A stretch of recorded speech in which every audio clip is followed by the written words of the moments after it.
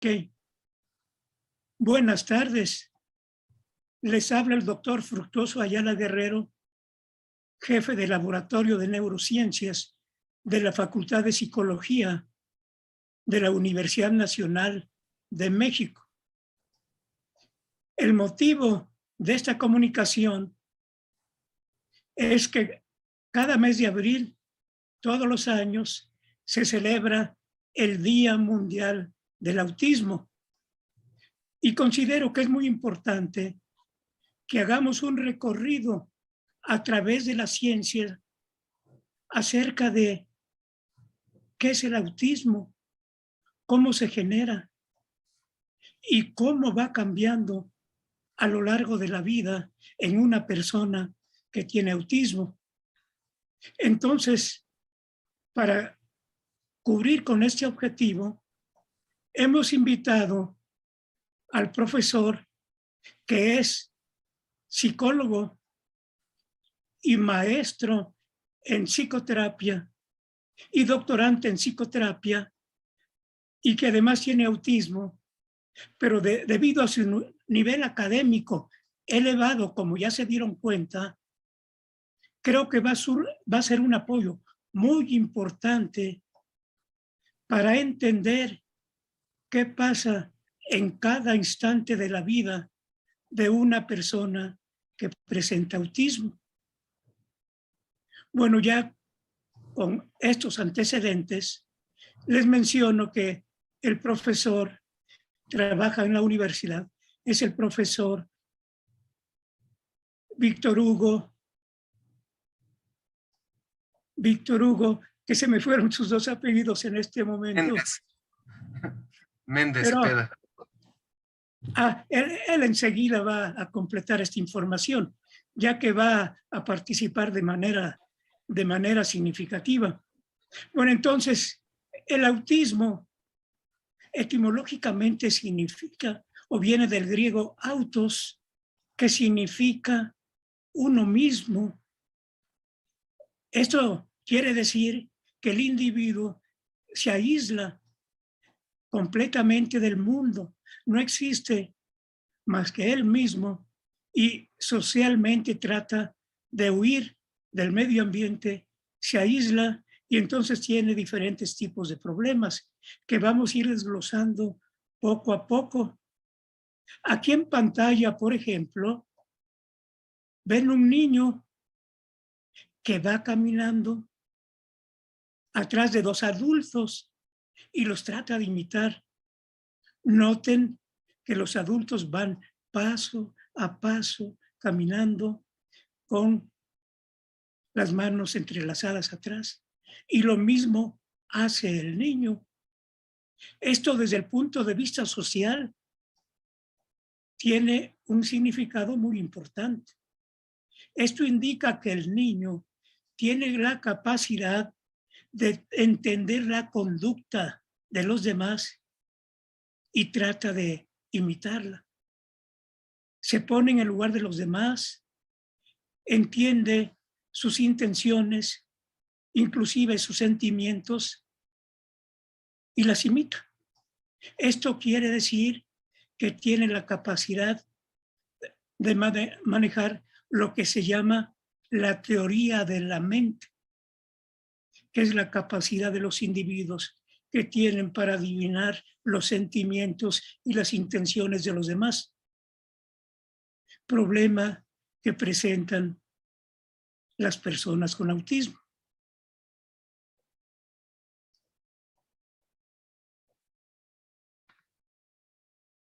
Bueno, ya con estos antecedentes, pues vamos a mencionar que hay una serie de trastornos del desarrollo, es decir, durante la gestación, que es muy complicada, pues hay un desarrollo progresivo del cerebro, del sistema nervioso, siguiendo un código genético.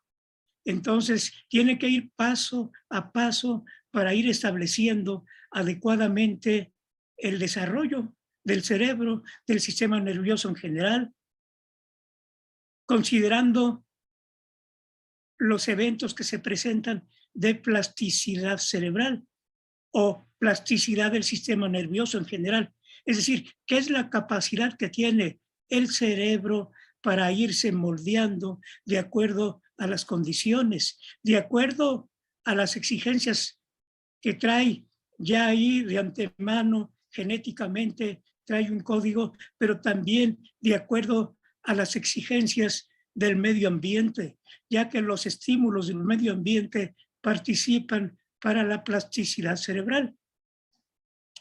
Pero en el caso concreto del autismo, pues como estamos viendo en pantalla, es un trastorno del neurodesarrollo de origen biológico caracterizado por un déficit persistente y cualitativo de la comunicación e interacción social y por la presencia de conductas restrictivas y repetitivas, además de conductas estereotipadas.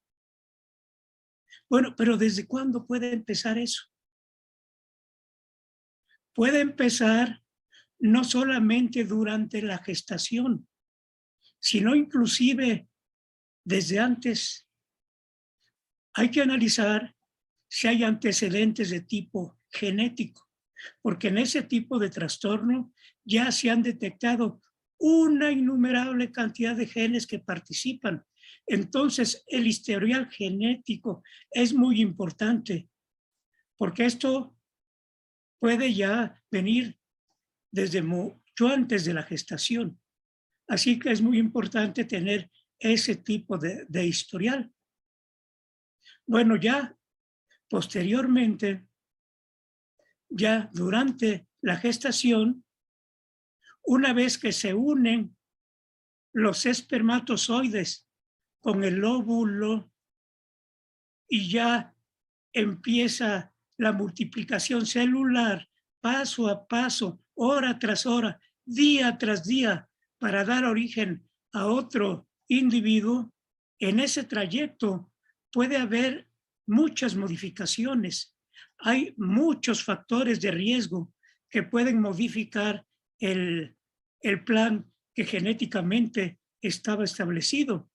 Así que ahí ya empieza el proceso, poco a poquito se va desarrollando este óvulo fecundado, se van modificando algunas partes, empieza a haber diferenciación para dar origen a diferentes órganos, entre ellos al sistema nervioso y en particular al cerebro. Y entonces, como ven, es un trayecto muy complicado y ahí puede haber una serie de modificaciones que pueden dar origen a problemas ya de neurodesarrollo. Porque este fenómeno es muy complejo. Una vez que empiezan a diferenciarse células, empiezan a multiplicarse, se desplazan de un lugar a otro para ocupar el lugar que les corresponde cuando sean adultos, hay multiplicación.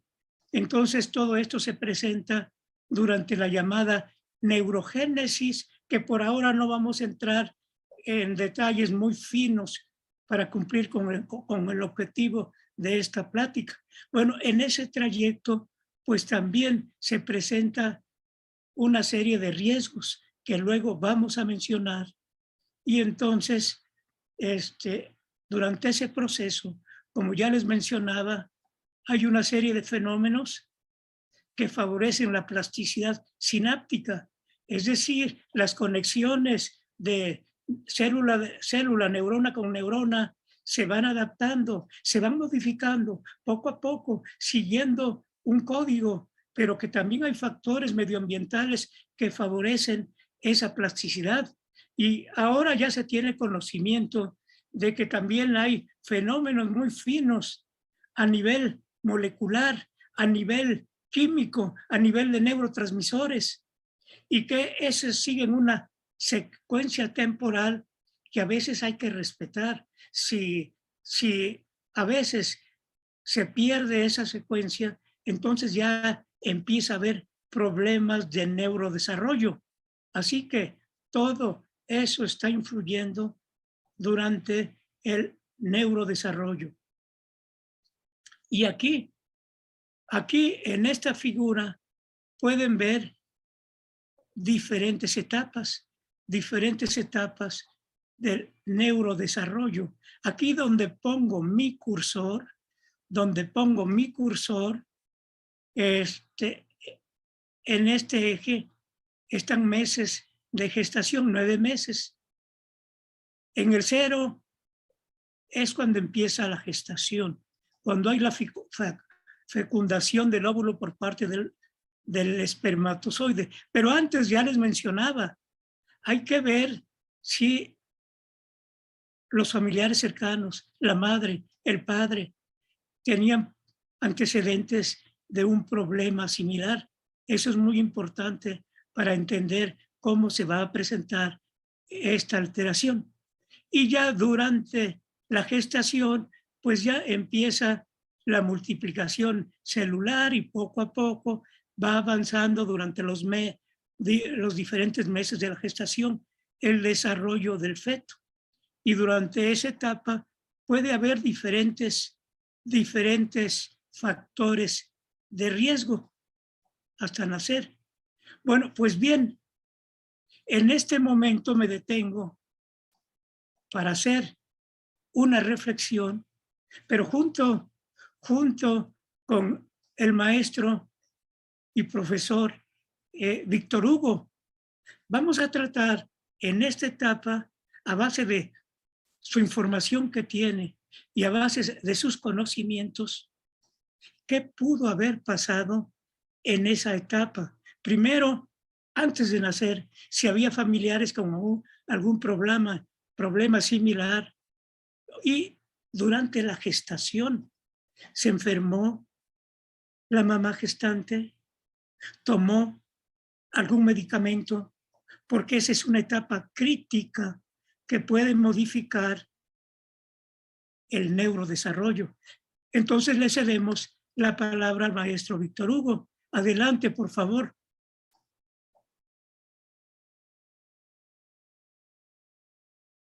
Muchas gracias, doctor.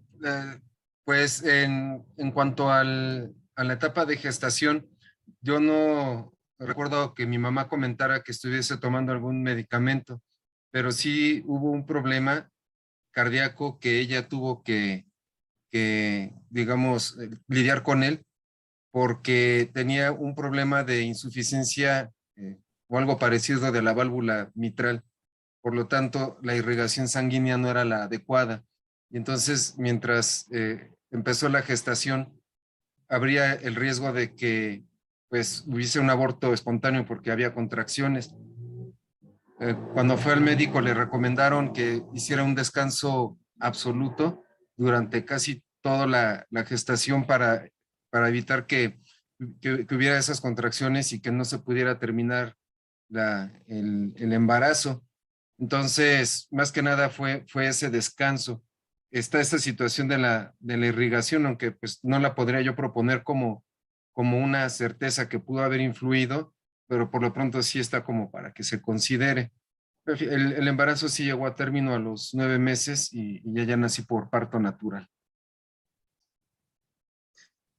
Pero sin embargo, tengo entendido que tu desarrollo presentó ciertas características que están fuera del promedio. ¿Y cuáles son esas características? Sí, dentro del desarrollo intrauterino yo obtuve un tamaño mayor que el promedio de los bebés y ya no cabía yo ahí dentro. Entonces empecé a sufrir una luxación congénita de cadera y se genera un pie equinovaro, es decir, el pie se tuerce hacia adentro. De hecho, los dos pies se torcieron hacia adentro. Entonces, al nacer, pues nací con un problema ortopédico bastante serio. Bueno, esto es importante lo que menciona el profesor Víctor Hugo, porque sí, durante esa etapa de la gestación hay muchos factores de riesgo. Les comento para ilustrarlos más que madres gestantes y con epilepsia, pues tienen que tomar medicamentos antiepilépticos durante el embarazo. Y eso ha dado información. Se ha detectado que varios fármacos antiepilépticos, sobre todo el ácido valproico, aumenta la incidencia de autismo. Entonces, es muy importante esta información para las madres que nos están haciendo favor de escucharnos, que tengan alguna enfermedad durante el embarazo, ver al especialista para ver qué tipo de fármacos pueden utilizar, sobre todo si tienen epilepsia, ya que está mostrado con hechos científicos de que varios antiepilépticos aumentan la incidencia de autismo. Bueno, entonces, ya después de esta parte, llega el nacimiento, ahí después de los 9 meses, ahí, y suceden varias cosas importantes después del nacimiento. El niño, al nacer, pues, como ustedes ya saben, todavía no tiene desarrollado la capacidad del lenguaje, porque se tarda en madurar varios meses, pero sí podemos detectar un sistema de comunicación, porque ya sabemos que las personas con autismo pues tienen muchos problemas para comunicarse, pero frecuentemente algunos especialistas toman como referencia comunicación a través del lenguaje. Pero sin embargo, hay otros métodos de comunicación en el niño recién nacido. ¿Cuáles son esos métodos de comunicación? Uno de ellos es la sonrisa. La sonrisa. Ya cuando interaccionan con otra persona a través de la mirada, puede haber intercambio de sonrisas y eso significa comunicación. Otro tipo de comunicación es también la comunicación visual. Comunicación visual, aunque la vía visual nace un poco inmadura, pero también tempranamente sirve de comunicación a los niños, sobre todo con las personas cercanas, con su mamá o personas que habitualmente están cercas. Entonces pongan atención, esta puede ser otra señal de alarma. Si notan que el recién nacido no se comunica a través de la sonrisa o a través de la mirada, no esperen a que se desarrolle el lenguaje para indicar que no tiene la capacidad de comunicar. No, prácticamente desde el nacimiento hay por ahí algunos signos que ya les mencioné y que son muy importantes que les pongan atención para detectar si el sistema de comunicación del niño se está desarrollando adecuadamente. Y si no, pues eso se va a reflejar posteriormente en problemas de comunicación y problemas de tipo social. Bueno, y además, los niños con autismo, además de tener problemas de tipo de comunicación, de manejar sus habilidades mentales, también tienen problemas motores de diferente gravedad, dependiendo del nivel de autismo que tengan. Entonces también pues al nacer empiezan a detectar que hay ciertos problemas en su actividad motora y posteriormente van viendo que también tienen problemas en sus habilidades mentales. Eso lo ven un poco más tardíamente, porque esas habilidades se van desarrollando con el tiempo a medida que madura el cerebro. Y posteriormente, después de los 3 años o 5 por ahí, varía, pues ya el niño presenta prácticamente sus habilidades físicas, motoras, intelectuales, más o menos que se van desarrollando. Pero si tienen problemas del neurodesarrollo, pues ahí empiezan a detectar otro tipo de alteraciones. Y en el caso del autismo, pues como presentan este tipo de trastornos, pues ahí empiezan a aparecer más signos que indican que este niño va a tener problemas de autismo. Bueno, y todo esto, toda esta conducta que les he descrito, pues corre paralelamente con el desarrollo del sistema nervioso. Ya les decía que todavía en el feto, antes de nacer, pues las células que van a formar parte del cerebro sufren una serie de cambios, se multiplican, se desplazan de un lugar a otro antes de establecerse en el lugar que les corresponde. Y al nacer sigue el proceso. El sistema nervioso se sigue modificando, sigue habiendo conexiones nuevas, aquellas programadas genéticamente y aquellas que pueden surgir con una interacción con el medio ambiente. Por eso es muy importante estar interactuando constantemente con el medio donde viven. Aquí en esta otra figura, no, pero antes de pasar a eso, le regreso la palabra al maestro Víctor Hugo, por si nos puede ilustrar, nos puede dar información acerca de esta etapa que acabo de mencionar. A partir del nacimiento, él tiene información muy importante que puede ser útiles para todos ustedes que nos hacen favor de escucharnos. Así que le cedo la palabra al doctor Víctor Hugo. Gracias. Cuando nací en el hospital me llevaron al cunero, yo casi no lloraba y el comportamiento era un poco atípico en relación con los demás niños o los demás bebés. De hecho, a mí, por alguna razón, cuando mi mamá me cargaba, eso me inquietaba y me ponía a llorar y solamente me tranquilizaba cuando me volvía a acostar. Un poquito diferente a como lo hacen otros bebés, donde están inquietos, la mamá los levanta y se empiezan a calmar u otras cosas, ¿no? Al día de hoy, me imagino que tiene que ver con el contacto, porque hasta el día de hoy me cuesta mucho trabajo tener un contacto físico con muchas personas. Y no es una cuestión afectiva, una cuestión de protección, ni mucho menos, siempre es el solo contacto.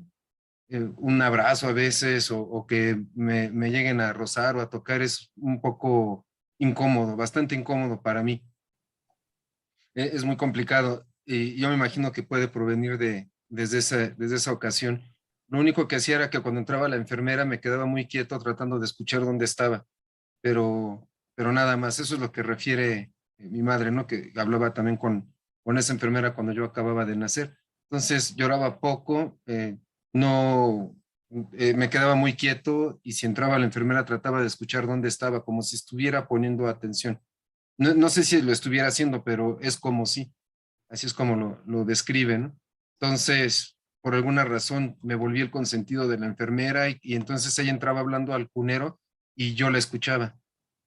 Entonces, ella me mencionaba y yo la escuchaba a ella, y un poquito sobresaliendo sobre los otros niños en ese aspecto, ¿no?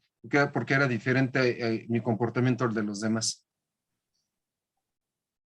Bueno, esta información que nos describe, que percibió el profesor Víctor Hugo es muy importante, porque las personas con autismo sí modifican mucho su sensibilidad a los estímulos.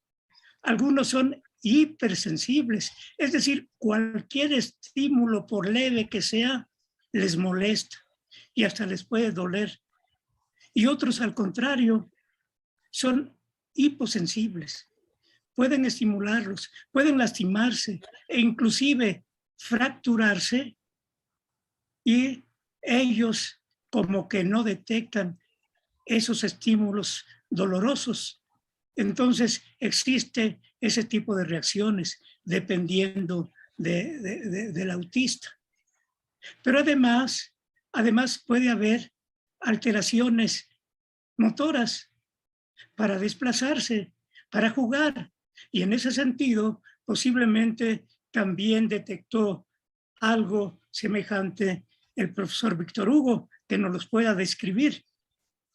Sí, mucho de mi movimiento estaba oculto por la patología ortopédica con la que nací. Entonces sería muy difícil poder distinguir que hubiera algún problema motor debido al autismo por el pie equinovaro y la luxación congénita de cadera, que además me tenían que poner yesos, hacer masajes y demás. Lo que sí he notado, y eso me ha acompañado toda la vida, es una torpeza muy grande al momento de querer hacer ciertos deportes que requieren mucha coordinación. Yo he tratado de jugar fútbol desde joven y es chistoso porque pareciera que trato de hacer algo o tengo la intención de hacer algo y mi cuerpo como si tardara en reaccionar. Y en lugar de ir adquiriendo habilidades, se mantiene en el tiempo esa como especie de torpeza. Lo mismo para el deporte como para el baile. También intenté alguna vez que me enseñara a bailar un amigo y fue muy complicado porque se tienen que hacer de manera coordinada muchos movimientos y supongan que en mi intención, en mi mente, la cosa va paso a paso. Primero un movimiento, luego el otro, luego el otro, luego el otro, sin que lleguen a coordinarse todos para poder cumplir, digamos, ese objetivo general de mover el cuerpo de forma sinérgica. Y eso me sigue pasando hasta el día de hoy. Hoy día tomo algunas clases de box con un entrenador y él me pone los movimientos, pero si cuido un movimiento, descuido el otro. Hay otras personas que rápidamente empiezan a coordinar todos sus movimientos, pero a mí me cuesta trabajo. Eso lo noto también en este entrenamiento de box. Y sobre el contacto visual, es día hasta hoy que no logro mantener un contacto visual con las personas, me cuesta muchísimo trabajo. Muy bien. Entonces, aquí pues vemos ahí en pantalla cómo se va modificando el cerebro a medida que pasa el tiempo, que esos cambios son muy complejos y ahí hay muchos factores de riesgo. Entonces, por el tiempo no voy a explicar detalladamente la imagen que ven ahí, sino simplemente ver las etapas rápidas del desarrollo cerebral hasta finalmente llegar al cerebro completamente ya desarrollado con todas sus partes. Aquí los hemisferios cerebrales, que son importantes sobre todo en el humano, la parte anterior, el lóbulo prefrontal, la corteza dorsolateral, es la parte evolutiva en los animales más desarrollada. Ahí es donde se controlan las funciones cerebrales superiores, como el pensamiento, la imaginación, la capacidad de decidir, la de planear, y además esa controla las otras funciones, los impulsos. Entonces es muy importante resaltar esto que estoy diciendo, ya en un cerebro completamente maduro. Aquí, como lo están viendo, aquí notan donde está el cursor, el tronco cerebral, que es importante porque ahí están las neuronas que nos permiten estar despiertos y poner atención y actuar en consecuencia, porque esas neuronas estimulan masivamente los hemisferios cerebrales para activarlos y estar atentos para responder a los estímulos del medio ambiente de manera adecuada y podernos adaptarnos constantemente a las variaciones cambiantes, situación que tienen mitigada a los niños autistas, porque se aíslan, no perciben todos los estímulos del medio para adaptarse, para cambiar constantemente, más bien se encierran en su mundo, adoptando diferentes conductas extrañas, estereotipadas. Entonces, por ahí las neurociencias van entendiendo el comportamiento de estos niños. ¿Y qué pasa aquí? Otra vez de perfil, vemos un cerebro desarrollado, desarrollado con todas las funciones que desempeña cada una de las partes. ¿Y qué es lo que pasa? Pues se han detectado lesiones cerebrales en diferentes partes de las personas con autismo, pero no es la misma parte. Algunos lo tienen en una parte determinada, otros en otra, y de ahí el término trastorno del espectro autismo o trastornos del espectro autista en plural, porque es una serie de alteraciones, no es autismo singular, es un espectro. Y eso se justifica y se entiende porque son diferentes áreas cerebrales las que pudieran estar alteradas y también diferentes síntomas que se presentan con diferente intensidad. De ahí el término en plural, trastornos del espectro autista. Ya les mencionaba que esta parte más desarrollada, la corteza dorso lateral frontal, tiene problemas. Ahí se generan las funciones cerebrales superiores, cosa que no manejan adecuadamente los pacientes con autismo. Tienen un plan determinado, pero mente poco flexible, es decir, no pueden estar modificando ese plan previamente trazado, carecen de esa flexibilidad mental con diferente grado de daño.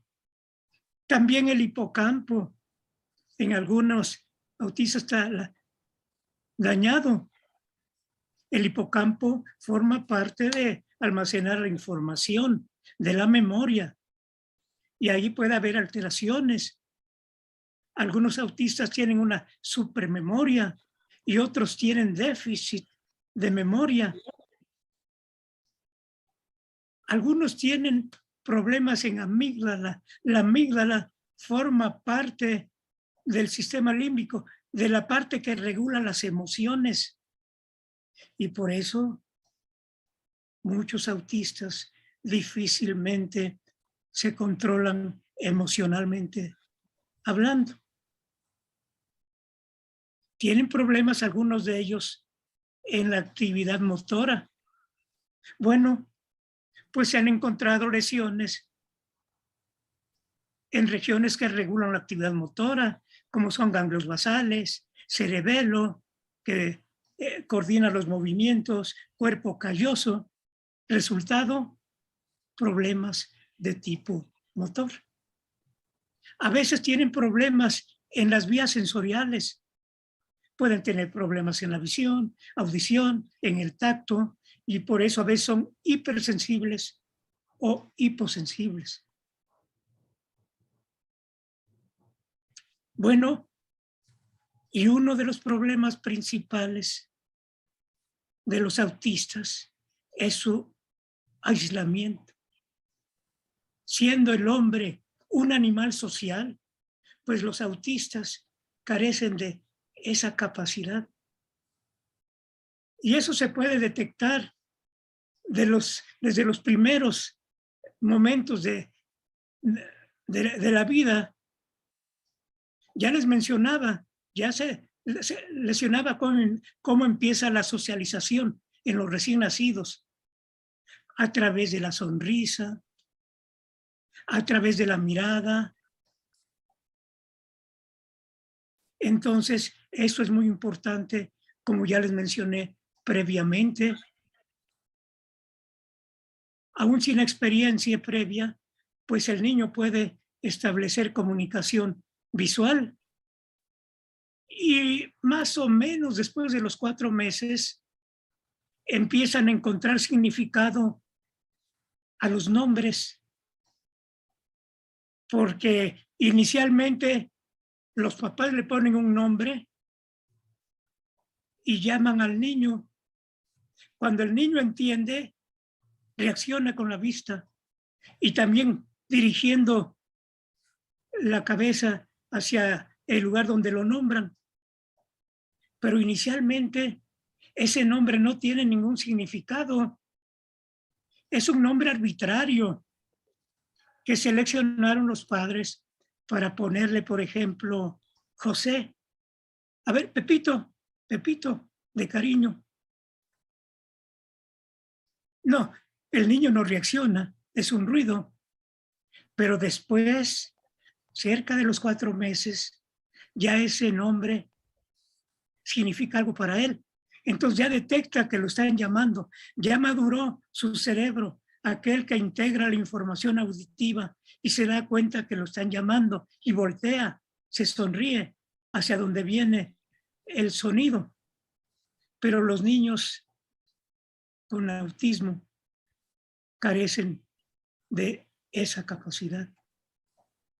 Y aquí, por ejemplo, ya científicamente mostrado, colocando electrodos en diferentes áreas del cráneo de un niño para detectar sus respuestas a diferentes estímulos del medio ambiente. En este caso se trata de un niño de 5 años y en la gráfica superior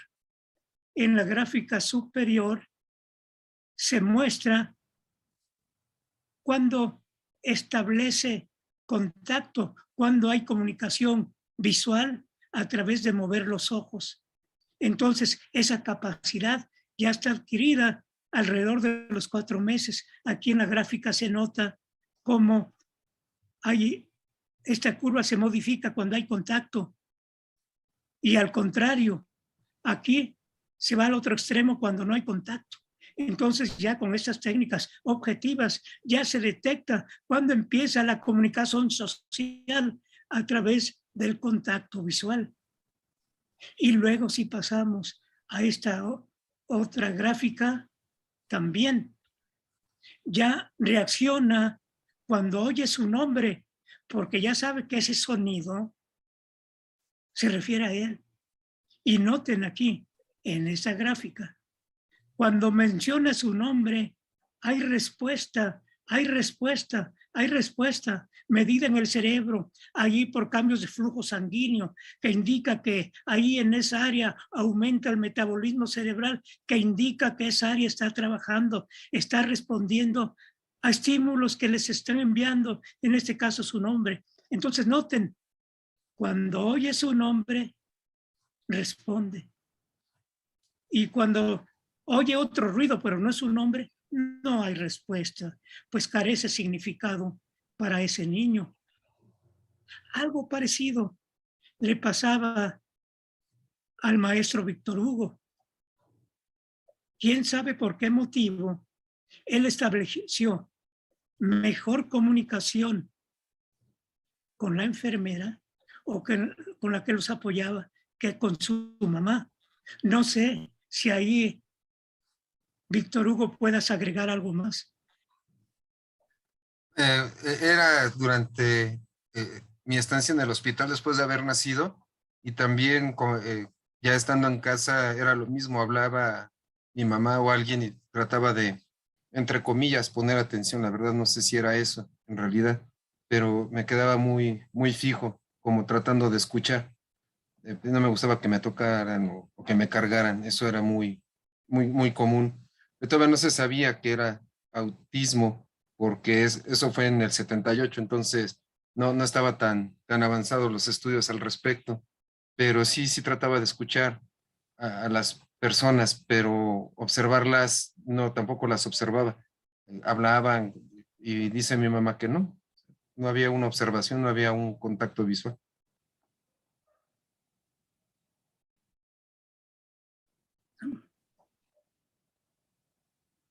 Bueno, y entonces ya continuando, pues sí, ya con el avance de la ciencia y tecnología, donde es posible que por métodos de neuroimagen, pues analizar partes internas del cerebro, tanto desde el punto de vista fijo anatómico como funcional, y con esa metodología, pues se han detectado que hay alteraciones en varias partes del cerebro, como ya les mencionaba, y en aquellas regiones que le llaman el cerebro social, aquellas que intervienen para establecer comunicación con el medio, incluyendo las personas. Y ya les había mencionado aquellas partes que participan en esto, lo que le han llamado el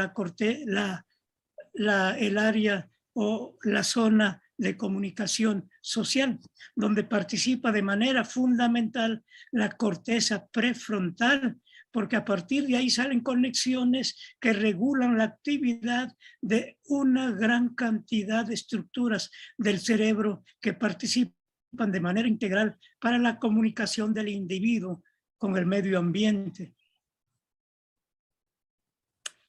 Y ya les había mencionado la gran cantidad de trastornos que se pueden presentar durante el neurodesarrollo, que es un proceso muy, muy complejo y que si no se desarrolla adecuadamente, siguiendo el código genético y modificándose gracias a la plasticidad cerebral por factores medioambientales, pues puede suceder lo que se presentan en las personas con autismo. Tienen problemas motores, tienen problemas de tipo social, tienen problemas de lenguaje, tienen problemas de conexión en general, etc.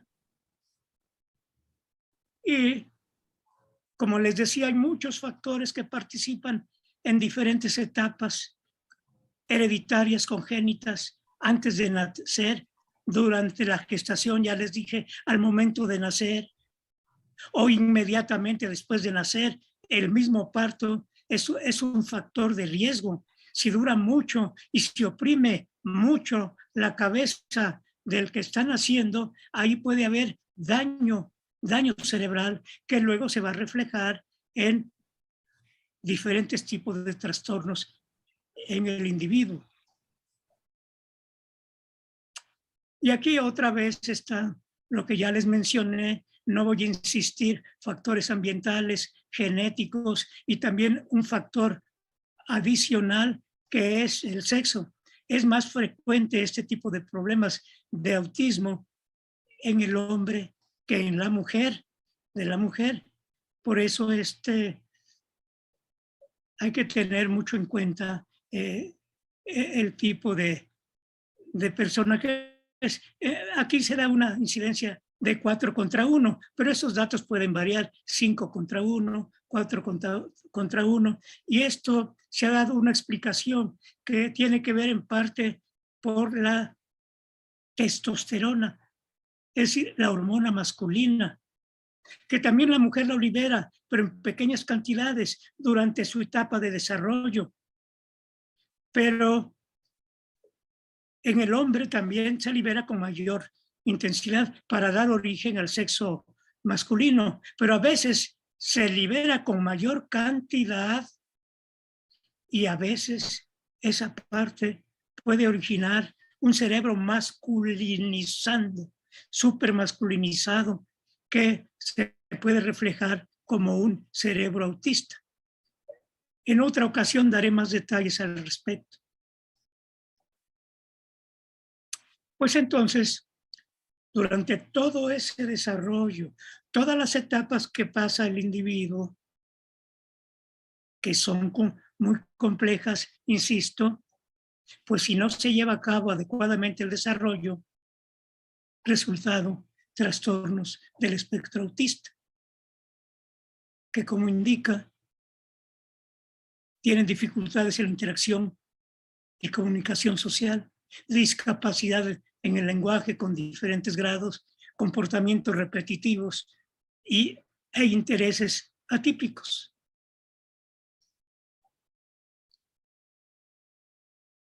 Y aquí podemos seguir paso a paso lo que pasa ya después del nacimiento.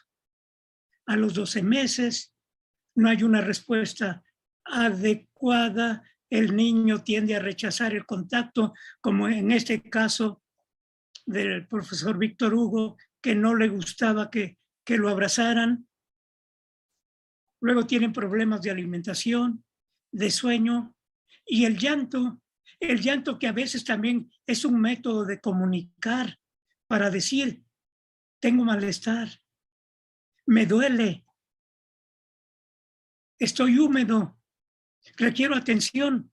Ese es otro método de comunicación.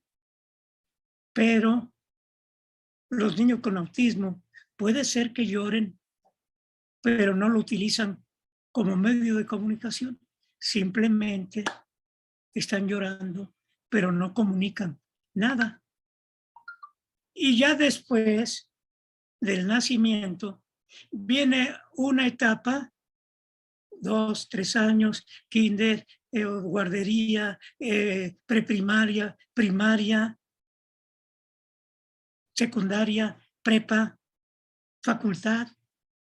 Y ahí tiene una historia que contar también el profesor Víctor Hugo. Esa secuencia también tiene ciertas características, así que le cedemos otra vez la palabra al profesor Víctor Hugo.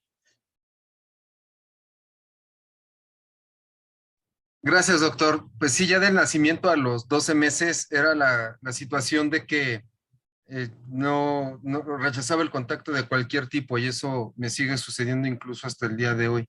Es difícil tener un contacto físico con algunas personas, el abrazo, el saludo, que me toquen.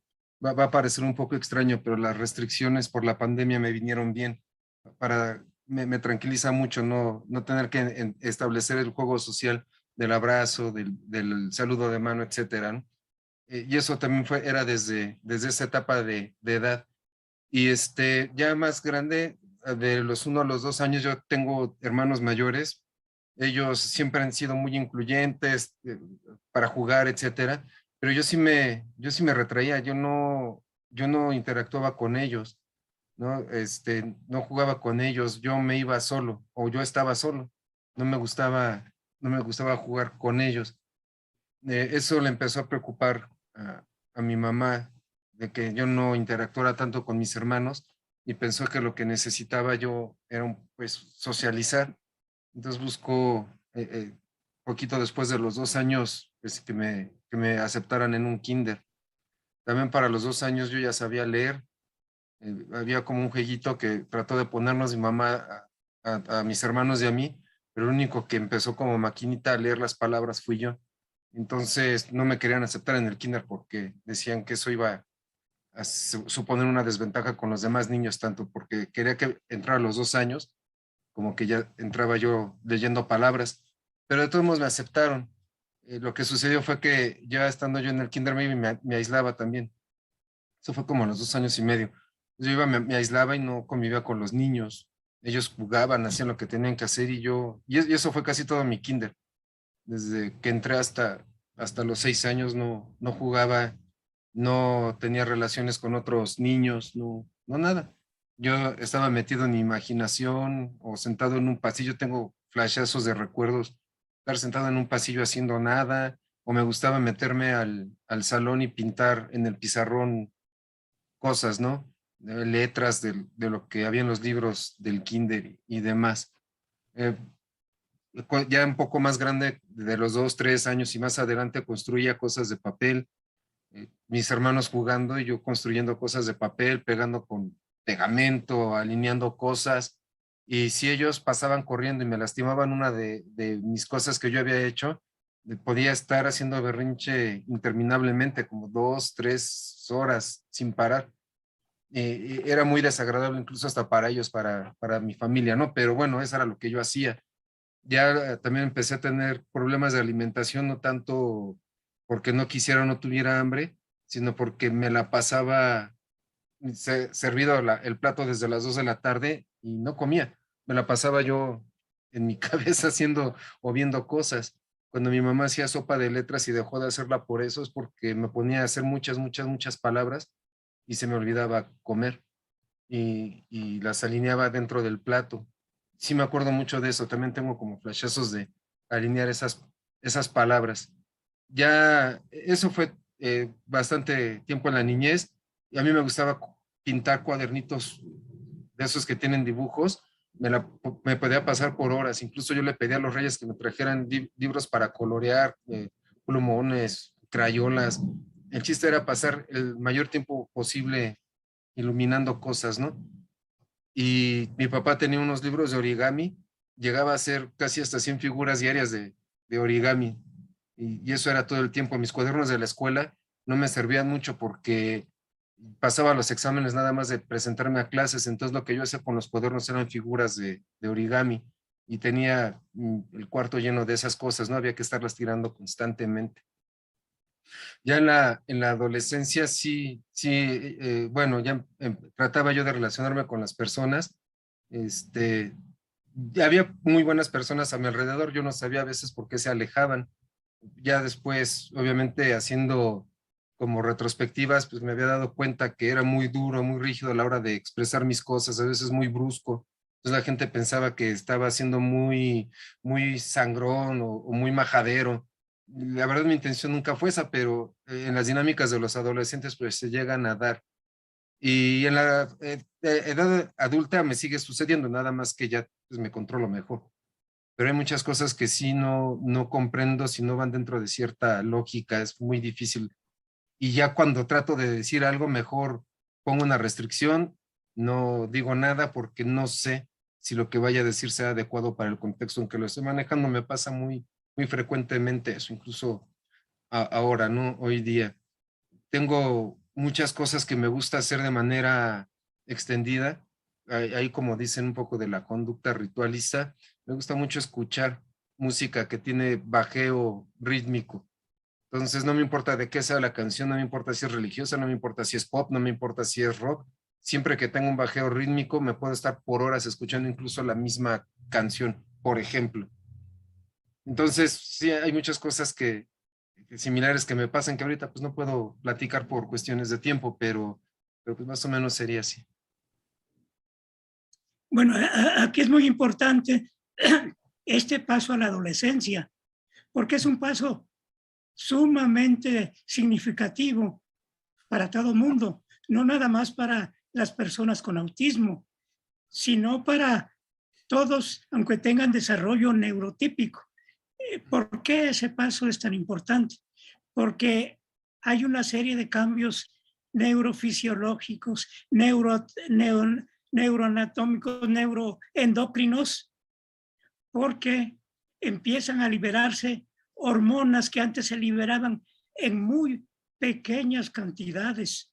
Son aquellas hormonas que se relacionan sobre todo con la estimulación de tipo sexual. Allí en el cerebro, a nivel de la hipófisis, empieza a liberarse una mayor cantidad de hormonas estimulantes de la actividad sexual. Y ese es otro tipo de comunicación de tipo social. Las personas necesitan o tienen la necesidad de comunicarse con personas del otro sexo, pero ya comunicación de tipo social. Eso se ve en todos los adolescentes. Aparece ese tipo de comunicación social. Pero ¿qué pasa en los niños y las personas con autismo? Si ya de por sí su comunicación social está deteriorada, llega el impulso de tipo social y necesitan ese tipo de comunicación. ¿Cómo lo hacen? ¿Qué freno tienen? ¿Qué estrategia siguen? No sé si Víctor Hugo en ese momento tuvo ese tipo de impulso y cómo lo resolvió. Bueno, en mi caso particular, sí había chavitas que me gustaban, este, y las veía y me atraían, pero yo no, como que había algo que no hacía que me acercara, pero tampoco era mucho de mi interés. Me gustaban mucho, pero como que mi interés estaba reducido, no estaba yo buscando una relación necesariamente. Luego había muchas señales que me mandaban las personas, las chavitas, pero yo no las entendía. O sea, yo sentía que era más como por una convivencia social y ya algunos de mis amigos o de mis compañeros ya me decían, es que ella quiere que seas su novio o te está mandando señales, fíjate, pero yo no las interpretaba así, a mí me costaba muchísimo trabajo entender que había como un proceso de cortejo o algo y me costaba mucho trabajo, de hecho yo no podía creer que ellas estuvieran mandándome señales y fueron bastante variadas, ¿no? Pero yo como que no conectaba y eso, pues, digo, tampoco era tan frustrante porque mi interés no era tan alto, pero yo sí me admiraba de cómo le hacían las personas para a veces en una pequeña conversación o diciendo cosas que a mí me parecían sin un significado o que me parecían muy simples, como de pronto ya empezaban a andar, ¿no? Como novios y demás, y a mí yo no podía hacerlo, yo no sabía ni cómo lo hacían, es decir, no tenía yo esa espontaneidad y esa simplicidad que ayuda muchísimo al momento de querer establecer relaciones de pareja. Yo nunca pude, y yo era muy directo, yo era muy franco. Si alguien me gustaba, llegaba y le decía, oye, ¿quieres andar conmigo? Y me decían, déjame pensarlo. Y yo lo tomaba tal cual así. Lo va a pensar, pues ya después me dirá. Y obviamente, pues jamás me decía. Ya después me dijeron y me explicaron que era como, pues te decían eso primero y que había que hacer comunicación y a ver cómo se iban dando las cosas, pero pues ya son tips que llegaron tarde y que además tampoco tocaban mucho mi interés. Siempre eso fue lo que me sucedió.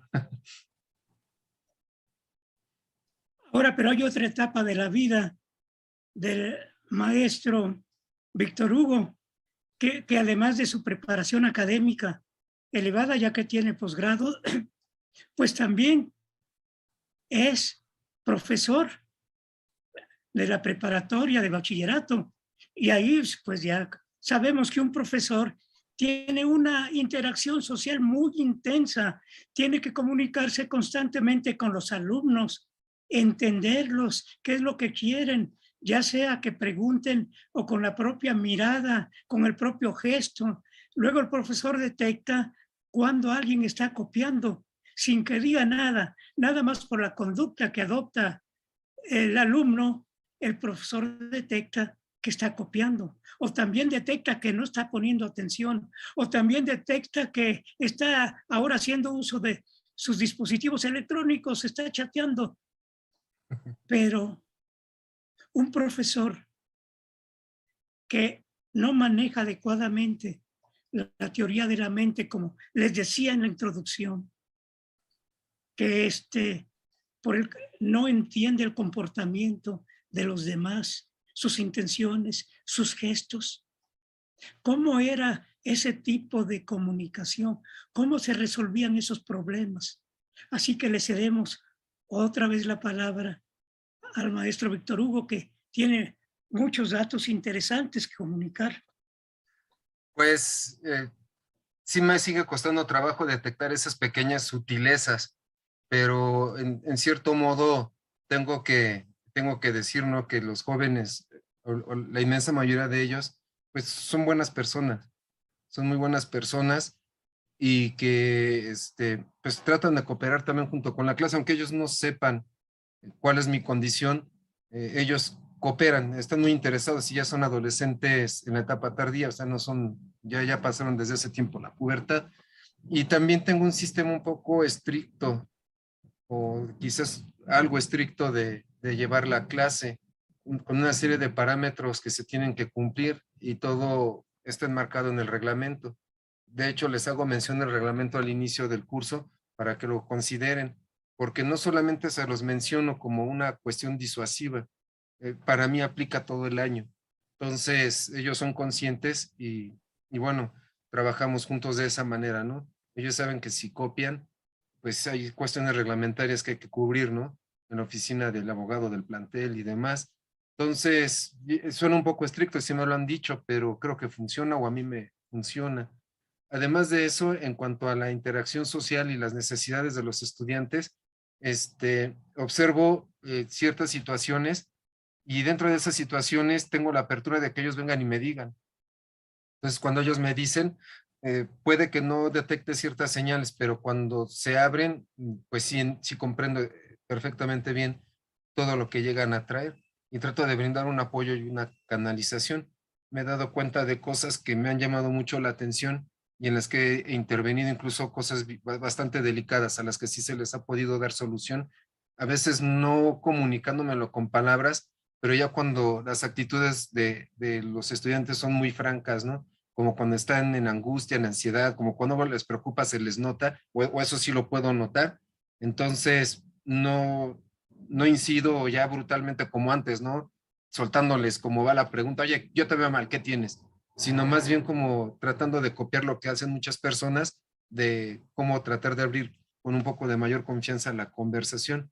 Y cuando se ponen a narrar, aplico una máxima.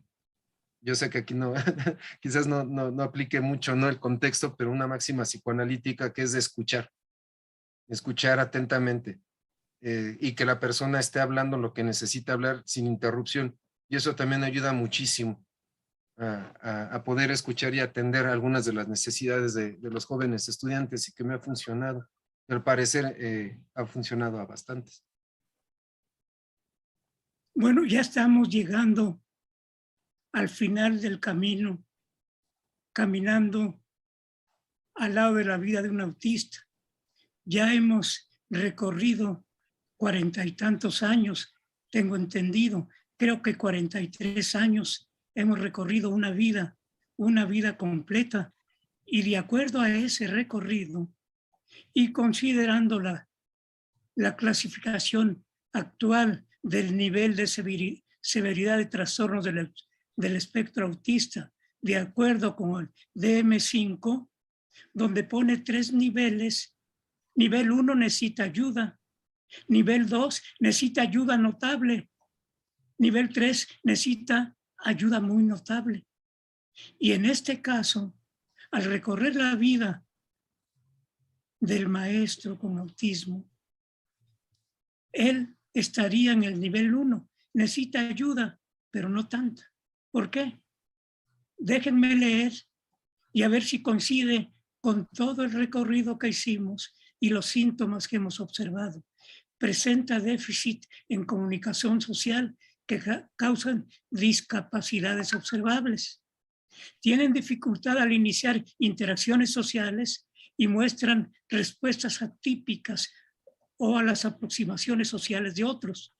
Las personas con ese trastorno, con nivel de severidad 1, pueden aparentar una disminución en el interés o interaccionar socialmente y en lo referente a los intereses restringidos y conductas repetitivas. Presentan rituales y conductas repetitivas que causan interferencia significativa con el funcionamiento en uno o más contextos. Estas personas se resisten a los intentos de otros para interrumpir sus rituales y conductas repetitivas o hacer apartados de un interés fijo. Entonces, observen, al leer todas esas características, y si se acuerdan el recorrido que hicimos durante 43 años,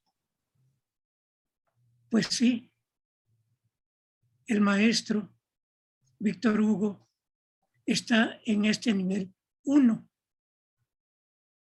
Bueno, y que ya para ir terminando, ya como una reflexión final que queremos comunicar a todos ustedes que nos escuchan, particularmente a los padres de familia que tienen un hijo con autismo, que sufren bastante, junto con la persona con autismo. Pero también un mensaje para los especialistas en ese tipo de tratamiento, para los del sector salud.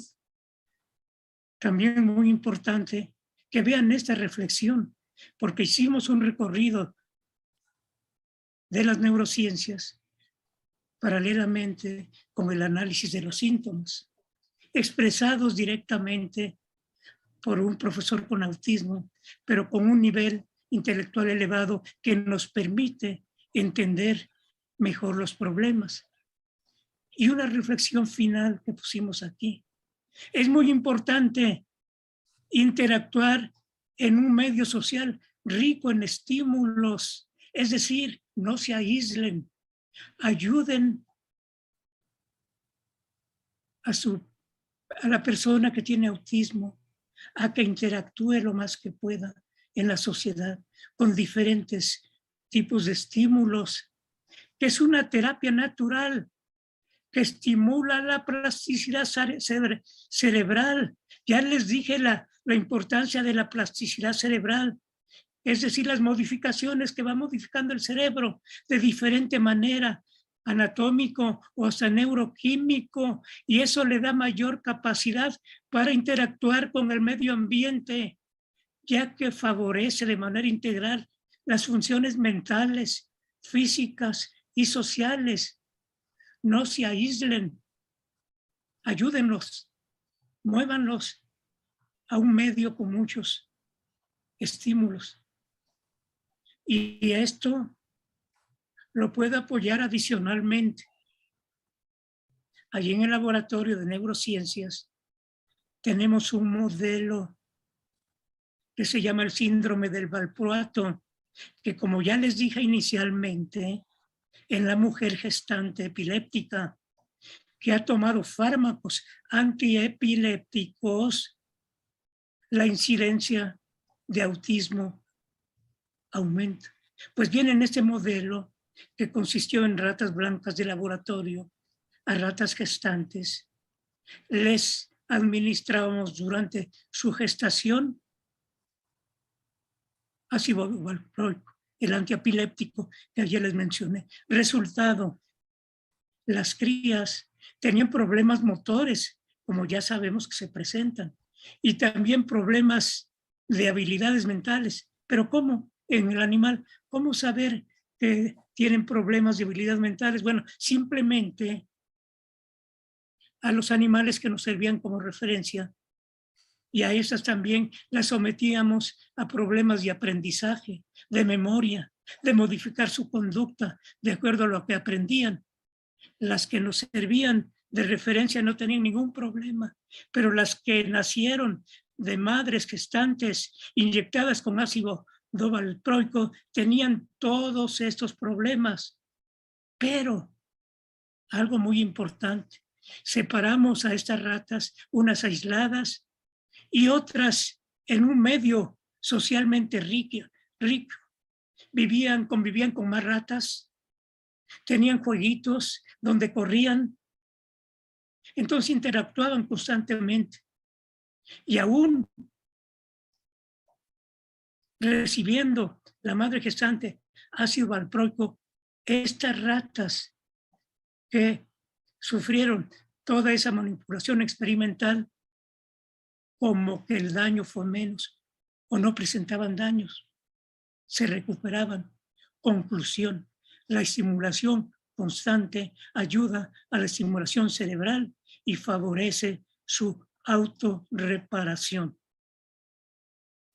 Y finalmente, nunca digan esto no tiene cura. Siempre hay que tener la esperanza en que avance la ciencia y la tecnología y aporte más conocimientos, más técnicas para poder ayudar a estas personas con problemas de neurodesarrollo. Y muy importante, estimulen su motivación. Es una fuerza interna que mueve a los individuos. Y aquí tenemos un testigo, un ejemplo enfrente de nosotros con mucha motivación, que siendo autista ha presentado un nivel de superación arriba del promedio, porque no nada más hizo una licenciatura, sino que ha hecho posgrado, nivel de maestría, y está terminando el doctorado.